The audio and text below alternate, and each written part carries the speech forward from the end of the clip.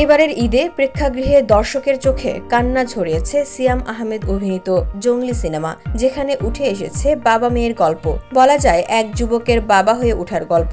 Johnny থেকে জঙ্গলি হয়ে ওঠা চরিত্রে অভিনয় করেছেন সিয়াম আহমেদ।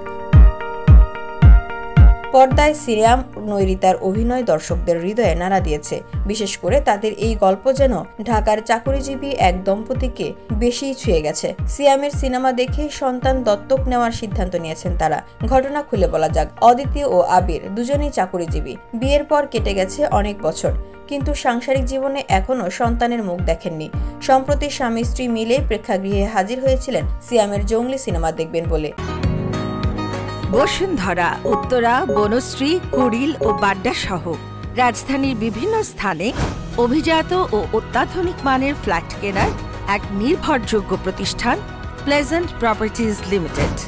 তাই আপনার স্বপ্নের আবাসনের জন্য আজই যোগাযোগ করুন। Pleasant properties limited, where destiny matches eventually। Cinema দেখার পর তারা সিদ্ধান্ত নিলেন বাচ্চা দত্তক নেবেন। এই বিষয়ে আবির নামে ওই যুবক বলেন, আমরা স্বামী স্ত্রী দুইজনেই দ্বিতীয়বার জঙ্গলি দেখলাম এবং উপলব্ধি করলাম শুধু জন্ম নিলেই বাবা মা হওয়া যায় না, জন্ম না দিয়েও আদর্শ বাবা মা হওয়া সম্ভব। সেটা জঙ্গলি ছবিতে পরিচালক সাহেব দারুণভাবে উপলব্ধি করাতে পেরেছেন। আমরা দীর্ঘদিন ধরেই বাচ্চা দত্তক নেওয়ার পরিকল্পনা করছিলাম, কিন্তু চূড়ান্ত সিদ্ধান্ত নিতে পারছিলাম না।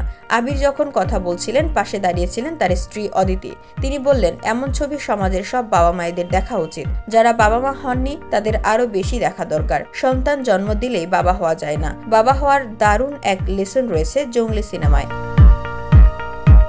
এই দম্পতি জানালেন, আমাদের সমাজে বাচ্চাদের নিয়ে কত কিছু ঘটে। অনেকে বাচ্চা জন্ম দিয়ে রাস্তায় ফেলে দিয়ে যান। তারা কিভাবে বড় হয় সেটা খুবই অমানবিক। এই ছবিতে সেটাও দেখানো হয়েছে।